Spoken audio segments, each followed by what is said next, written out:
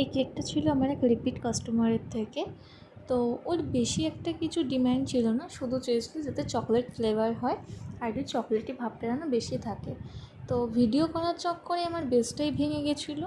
তো সেটাকে আমি কোনো রকমভাবে তো ঠিক করি। আর দেখো আমি বেসগুলোকে কাটছি কী দিয়ে, একটা ভাঙা চাকু দিয়ে, কেন কি আমি আমার নিজের অরিজিনাল নাইফটা খুঁজেই পাচ্ছিলাম না। যাই হোক, তো সেমভাবে আমি দেখো বেসের ওপরে সুগার সিরাপ দিলাম, তারপরে দিলাম চকলেট সিরাপ, যেহেতু বলেছিল চকলেটিটা বেশি রাখতে। তারপরে কালার কম্বিনেশন রেখেছিলাম আমি পার্পেল। আমার পার্পেলের সাথে চকলেট কম্বিনেশনটা কিন্তু বেশ ভালো লাগে, পারলে তোমরাও কিন্তু ট্রাই করে দেখতে পারো। আর যেহেতু কেকটা একটু ভেঙে চুরে গেছিলো, তো যাই হোক ওটাকে আমি কোনো রকমভাবে তো ম্যানেজ করতে পেরেছিলাম, কিন্তু ক্রাম কোটিংয়ের সময় খুব বাজেভাবে হয়ে গেছিলো, মানে দেখতে একদমই ভালো লাগছিল না। তো যাও আমি যথাযথভাবে একটু চেষ্টা করে কোনো রকমভাবে ঠিকঠাক করেছিলাম, কিন্তু সব তো আর মেটানো যায় না।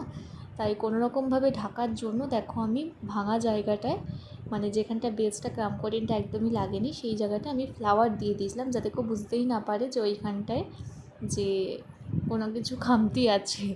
কী করবো, জোড়াতাপ্তি মারতেই হবে, কিন্তু ভিডিও করার চক্করে ভেঙে গেছিলো। এই যে দেখো, বুঝতেই পারছো, এখন কিন্তু বোঝাই যাচ্ছে না কোথায় ভাঙা আছে বা কোথায় কি দেখা যাচ্ছে। আমি কিন্তু সব কিন্তু ঢেকে দিয়েছি। তো এই ছিল আজকের ভিডিওটা। আর ডিজাইনটা কীরকম লাগলো অবশ্যই জানিও। এটা একটা নতুন টাইপের আমি ট্রাই করতে চেয়েছিলাম, আর ওপরে একটু বেশি করে চকো চিপস দিয়েছিলাম।